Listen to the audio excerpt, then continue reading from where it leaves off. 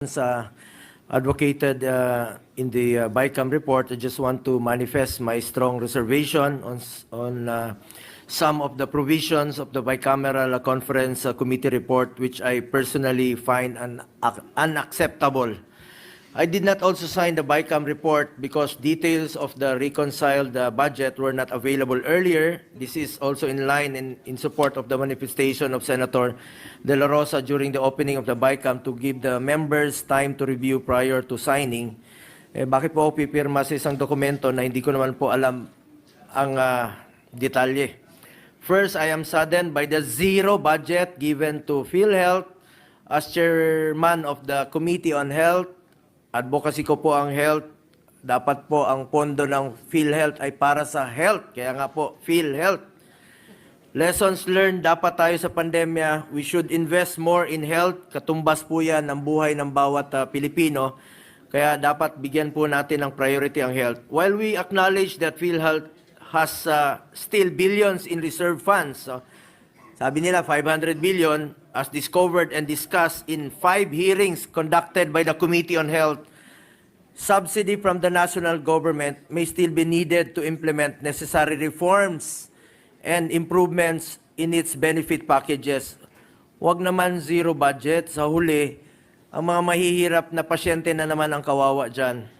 We kept on urging PhilHealth to expand its benefit packages, especially for top 10 mortality diseases, increase case rates, scrap its restrictive policies like the 24-hour confinement policy, cover additional services like dental. Tinupad na nila yung dental recently, optometric services and assistive device. Paano po magbe-benefit ang mga pasyente kung zero ang budget ng PhilHealth? I also want to highlight that Republic Act 11223 or the Universal Healthcare UHC law also mandates that the amount necessary to implement the provisions of the UHC shall be included in the GAA. Ito po yung nakolekta noong 2023. Dapat po ay nakalaan po ito para sa 2025 and shall be appropriated under the DOH and the national government subsidy to PhilHealth.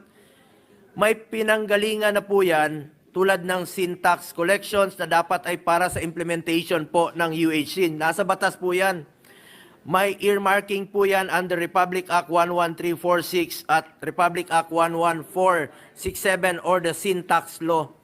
There is also a provision in the UHC Act that premium subsidy for indirect contributors shall be included annually in the General Appropriations Act. Bigyan sana natin ng maayos at sapat na budget ng PhilHealth at hikayatin ang PhilHealth na i-maximize ang paggamit ng kanilang pondo para sa kanilang mga health-related programs and services. At dapat sana kung ano ang budget na nawala sa PhilHealth, dapat sana ay mapunta sana sa health. Ang budget ng health dapat para sa health. Hindi ko alam kung saan napunta ang 74 billion na dapat sana para sa PhilHealth at para sa health. Kung may tinanggal na budget sa PhilHealth, dapat kulang. Kung may tinanggal na budget sa PhilHealth dahil kulang ang benepisyo na binibigay nito, dapat sa health programs din po ilagay ito. Dapat hindi po sa iba. I also want to highlight the decrease in the budget of the AFP modernization program from the 50 billion approved in the Senate. Tinaasan natin dito sa Senado from the 40 billion approved in the House, naging 35 billion na lang po. As I manifested during the plenary deliberations, importante po ang modernization ng AFP para mapanatili ang kapayapaan at seguridad ng bansa. Anyway, kahit may reservation po ako, nakakalungkot. Just want to put that on record. Thank you, Mr. President.